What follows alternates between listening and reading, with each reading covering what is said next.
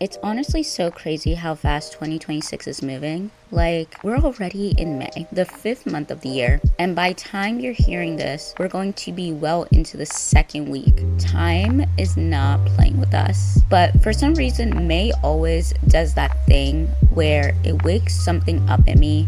I don't know if it's a desire to reassess, reset, or in general, get more intentional about how I'm living. It's like the season shifts and my brain is like, okay, what are we doing? So with that in mind, let me ask you a question. What action and or activity have you taken lately that positively contributed to your mental health? If you can't think of one, what can you do either independently or in a group that makes you feel like you have agency in your life? While you take some time to think about it, let me introduce myself. Hi, my name is Elijah, but you can call me Lay. Welcome back to A Little Atypical, a space for the deep feelers and unconventional thinkers navigating wellness, personal development, and lifestyle with a little more nuance. I'm here to bring fresh energy to the beauty, wellness, and personal development space by having the curiosity to dig beneath the surface. I like to talk about typical topics from a not so typical perspective, and that's exactly what we're going to do today. I don't know what it is about May, but for some reason, this time of year, I always desire to put out content about taking an active role. I was doing some content reflection, and a year ago, I created episodes 50 to 52, and 50 was all about taking an active role in your life. 51 was about shifting your mindset to remove negative self-talk, and 52 was about creating a safe place within yourself so you can essentially go for the things you want out of life. Then with last week's episode, it was introducing how self-agency influences your mental health. I recommend checking out that one before continuing because we had reflections and ideas to set up your journal for this topic. I really want to share some interactive ways you can create agency in your life through group activities because I had a thought about how in your 20s, like after being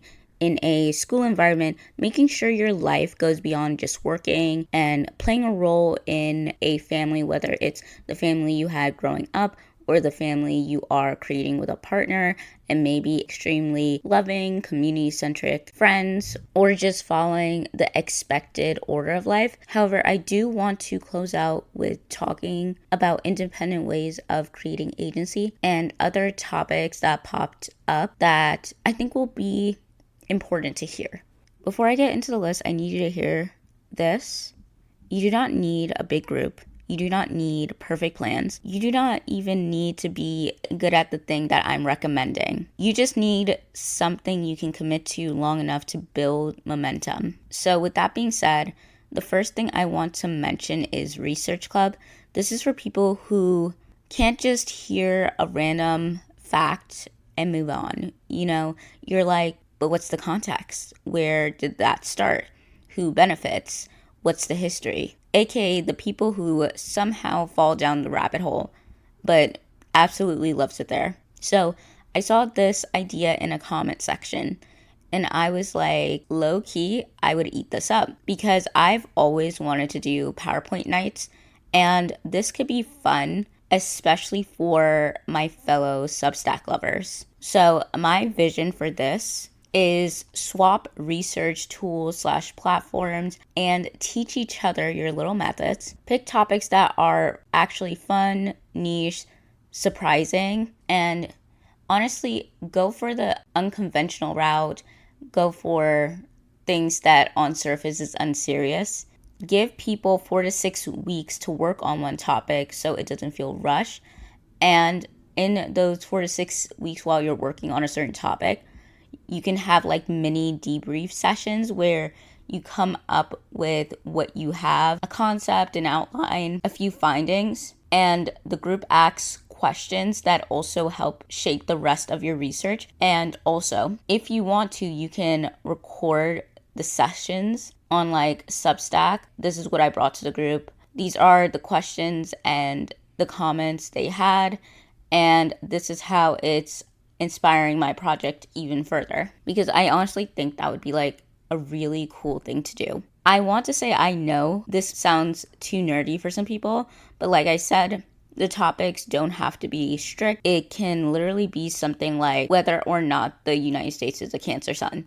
And yes, I wrote that on Substack, and it was honestly one of those pieces that flowed so easily because the idea was just really fun. And also, I'm just a believer that education is one of the biggest drivers for agency, because there is a lot of context, especially around education, and how some people have to fight for the right to be educated. So I know for a lot of people, school makes learning feel unenjoyable because the teaching methods can be so limiting.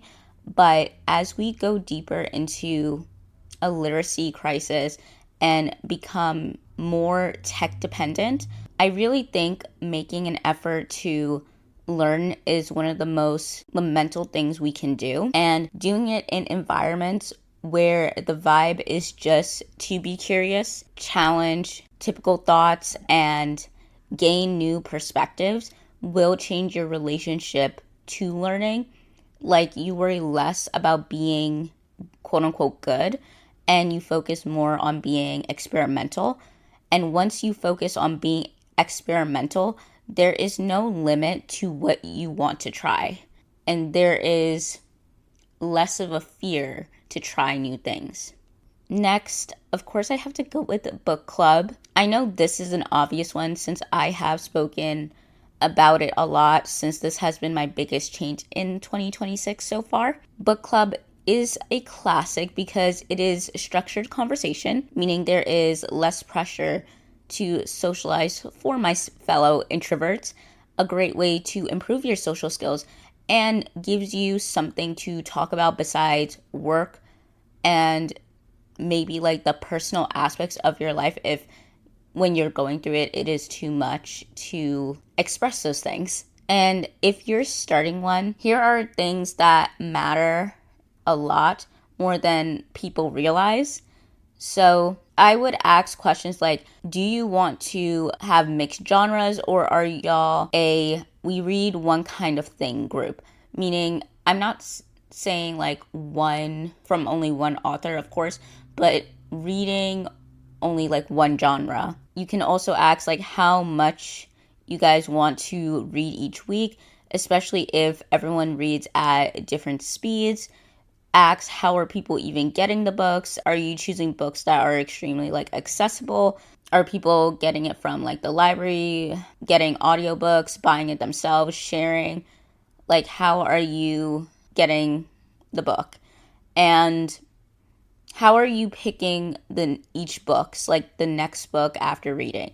Are you doing a rotation among group club members, a vote, a spinner, quote unquote, whoever had the hardest week gets to choose? And my biggest tip is make it more about the connection than the performance, because a book club where people feel ashamed for not finishing the book is not going to do well. A book club where people feel safe to show up, regardless of whether they read the book or not, and they're just there for the conversation, that is connections that actually last.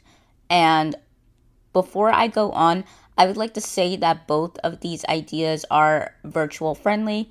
So if you are someone who is more crunched for time or have any physical disabilities, I think these ideas are more accessible in comparison to the other ideas I have. So the next one, which I'm calling Culture and Cuisine Club. So this one came to me after I saw a girl go to a museum, and it made me think about how agency can literally look like choosing like the cultural experiences. So my idea for this, the vibe for this, is pick a theme, either like weekly or bi-weekly, and then go to an exhibit, a show, cultural event, film, or even a pop-up that fits the theme, and then go somewhere to eat that matches the vibe. So let's say you see Buena Vista Social Club on Broadway, right? Then with the group, you can go to a Cuban restaurant or cafe to do a debrief on what the experience was like and talk about it. And if you aren't in a huge city, because I know that would mostly work for places like maybe being in LA, maybe Chicago, New York, maybe Washington, like Washington, D.C. So if you live in a small town, another version of this is town touring. And what you can do for this, instead of like culture and cuisine, you can pick a neighborhood. You can do a few photo prompts so it feels like a little scavenger hunt, and then meet back up at one spot and you guys share what you captured. And if you choose to regroup at someone's house, maybe beforehand you can drop off your contribution dishes, or if you prefer, you can do it at like local restaurants. But I love this idea because it leans into the art of noticing and how people can be in the same place at the same time and still experience it completely differently based on what they focus on. And I also feel like this would be super cute if you're someone really into photography too. So for both of these ideas, of course, like these would be best executed in person, but I can also see technically the cultural cuisine one being like, if you guys did do a virtual, it would kind of be like a thing where you would choose a solo date and go somewhere and then share it back to the group virtually. And maybe like you can kind of follow the presentation night vibe and be like, this is what I saw, this is what I learned from it, and exchange that. Because I think that could be cute too. It'll be like a little cultural exchange. And speaking of like getting that kind of exposure, the next idea is a travel club. So if you and your friends keep saying we need a trip and then nothing happens, this is for you. So it can be 1 to 2 trips a year. It can be weekend trips. It can be even 1 trip per season if you want to be that type of person. But regardless, this idea was also inspired by people who want to travel but don't have friends nearby who want to travel or have the budget for it. If you do have friends you can do this with, great. But if you don't, you can still make it work. Just make safety part of the plan. Like, meet in public first if you can. Verify identities, do background checks, like make it make sense, because yes, this is a cool idea, but also know who you're traveling with. Be safe. And along with that, what makes it a club is everything in between those trips, like building itineraries, learning a few phrases in the language, researching places like the neighborhoods and like the different surroundings, and finding spots that match what you actually like and the niche things. I guess it's kind of similar to Research Club, but specifically for trips. And it kind of forces people to do the thing, and it turns one day into we're doing this, and it helps you avoid, the drama that comes with group trips, because people can group up based on budget, split off if they need to, and have clear expectations, so there's less guilt tripping or miscommunication about payments. So this can be especially fun when you have a mix of travel styles, so people who want to lounge at the resort, people who want to be out in nature, people who are there for the socialization. It also makes it okay for everyone to experience the place in different ways. So I think this could be a really fun idea. And last but not least, I am including a fitness club, because as much as I do love a hot girl walk, but sometimes you want movement to feel more like play, less like a chore. And I saw this woman say she wanted to start a jump rope group, and I thought automatically it sounded really fun. I also remember the internet saying how some people, genuinely don't know how to jump. I don't know where that stemmed from, but I thought it was like, wow. So other options I think could be good, like outside like the typical fitness clubs, is like hula hooping, because it's like joint friendly. Obviously like dance cardio or Zumba, doing like roller skating, or you can have like a club that's more like a try a class club where every month you pick one beginner class and go together. Or maybe you can like do it for a certain amount of months, learning something like all you do beginner ballet or something for 3 months, if it's not every month. I don't know why, like seeing that video, it made me think back to like elementary gym class with the little stations. So I always chose like hula hooping because it was easy and I could yap with my friends and we would be, trying tricks, hyping each other up and laughing. And I think we need to bring back that energy to like the different fitness clubs, because I know, for example, run clubs are very popular right now, walking groups. But I think in general, we should bring back more play, more station like things to do. And I think of all the versions, I think a try club where you try like different fitness activities that maybe you never got to try like as a kid, whether it's like gymnastics or archery, and having it with a group of people. And I think that would push you to just open up with different physical activities. So I think that would be fun, like especially a tri club. And if you're asking, okay, but how do I make these things make them work?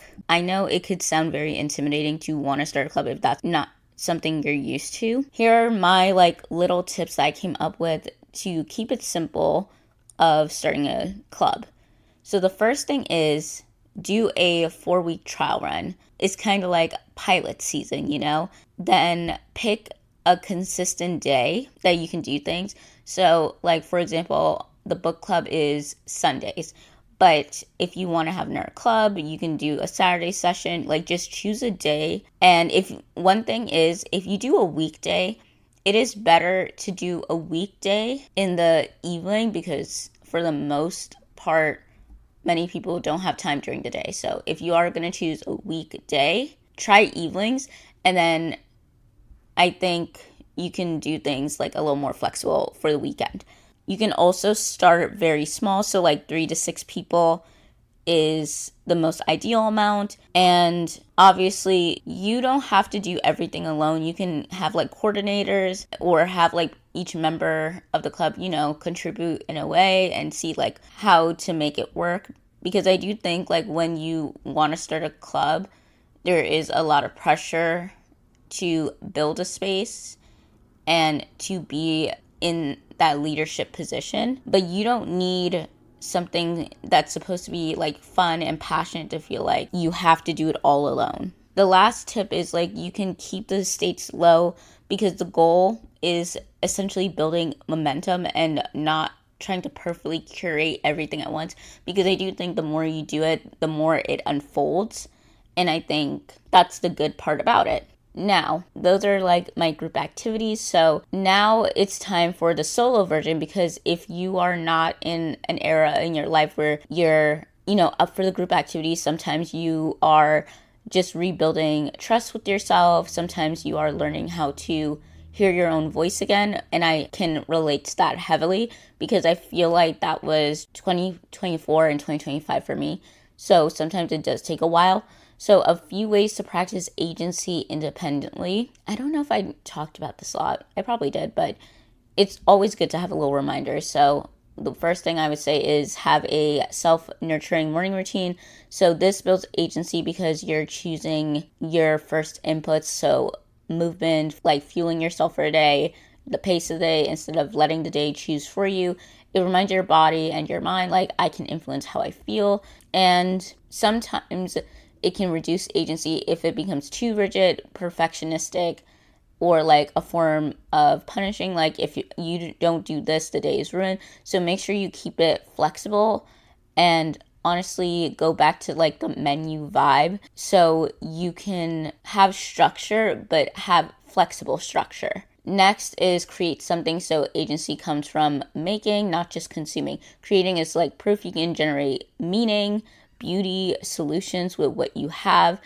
And when it reduces agency is if it turns into chasing validation, comparison, or anything about the algorithm. So recenter on the process and the play, and make sure you are not overtly performing as a creative, which I do think if you are creative, sometimes you do get in your head about it. Next, do a ritual that marks reflection. So rituals create deliberate pause where you get to check in, decide, and course correct if needed. So obviously that is agency in real time. And when it reduces agency is if you treat the ritual like a superstition or a rule you have to follow. The power is the intention, and you don't necessarily have to have exact steps. Next thing I would say is having gentle deadlines. So I know this sounds like counterintuitive, but this is agency because it turns like vague hopes into choices and follow throughs. You're practicing self-trust by committing and completing. And when it reduces agency, it's if the deadlines become fear-based or unrealistic and you start feeling controlled by your calendar. Make sure to keep things like very adjustable in the process while still having a deadline. And make sure when you create that deadline, you're taking yourself and where you are right now in consideration and maybe only lightly challenging yourself, if anything, but not trying to jump so far that you crash and burn. Obviously, I have to include this one, but reading widely. So reading in general gives language to your experience, exposes you to new models of living, and helps you think beyond your current environment. So when it can reduce agency is if it becomes overloaded with self-help books, you have guilt for not finishing books, or using books as a substitute for doing.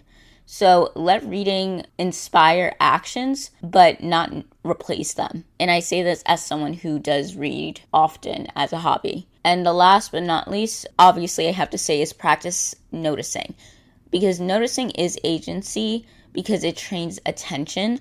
So when you can direct your focus, you can shape your day, your mood, and define meanings for yourself in life.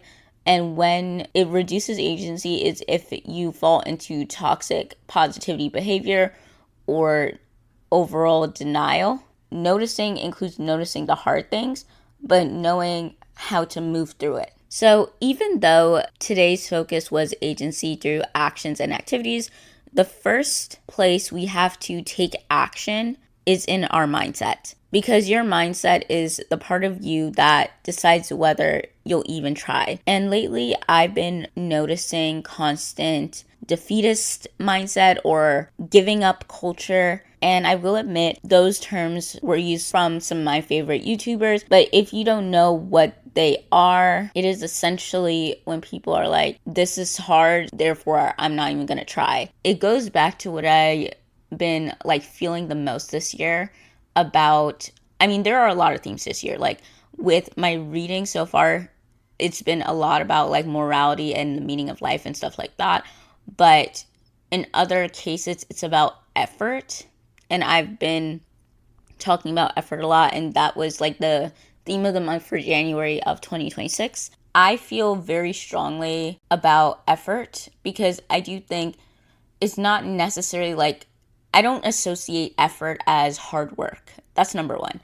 I think effort is trying and engaging with a process, which no matter what, I think you have to engage with some form of process, but that doesn't necessarily mean hard work or struggle. And I feel like I hate when people mix up putting effort into things as straining yourself and everything, because I just think it shows up when, you decide it's pointless before you start. Call it being quote unquote realistic when it's really just fear and disappointment, talking from past occurrences. You treat struggling like proof you're not meant to have what you want. And essentially, it is when you're sitting on the sidelines of your own life because participating feels too vulnerable. And even though I don't think effort is necessarily struggling is not a sign to opt out. Struggling is a sign that you're human and that you may need support, you may need more rest, you may need a new strategy, or in general, you just might need more patience. But it is not proof that life can't get better, that you can't change, or that you should stop trying. And yes, I understand the feeling underneath all this, because sometimes you look at the world and you're like, what is the point? If everything ends the same way sooner or later, why does any of this matter? And this kind of goes back to the books I was reading that I mentioned last episode. So this is where I want to speak on The Stranger by Albert Camus.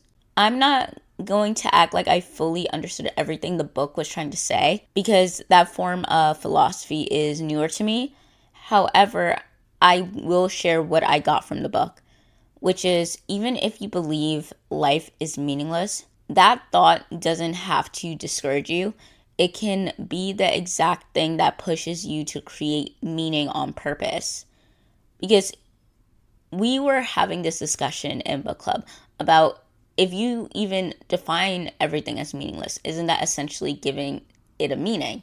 So we were having a lot of discussions and interpretations about the book, because that question about meaning is not the end of the conversation. It's essentially the beginning, because if life can feel meaningless, then that is exactly why we should shape it to something meaningful. Because meaning isn't always something you can find. Sometimes it is something you build with your choices, your relationships, your creativity, your integrity, your healing, your courage, your softness, your challenges, your boundaries. And I want you to imagine the end of your life, not in a morbid way, but just in a raw, honest way. I want you to be able to say that I lived up to what I found meaningful. Not what was trending, not what was expected, not what quote unquote looked good on paper. Because guess what? Things that look good on paper can inherently change into a bad thing. You know what I mean? Like, it changes based on the time. But what doesn't change is if you lived a life doing what mattered to you. So if you're in a season where motivation is low and everything feels heavy, don't make that mean you're doomed. Make it mean you're at a turning point. Agency is built through repetition. And every time you choose again, you're telling yourself, I'm still here. I'm still participating in my life. So with that little pep talk being said, that is all for today's episode. And I am just going to wrap up with a card from the Moonology deck, because the Taurus new moon is happening May 16th. So if card pulls aren't your thing, and this is typically where you click off, thank you for listening, and be sure to come back next week. Follow so you can stay up to date with new episodes, catch up with old episodes, and rate the podcast 5 stars so more like-minded people can add this to their rotation of content. So the card we got for this episode is Waxing Moon. The energy is gaining momentum. During the waxing moon cycle, hope springs eternal. This card is a very positive omen, indicating you can create the reality you're dreaming of, though it will take some work and you're not quite there yet.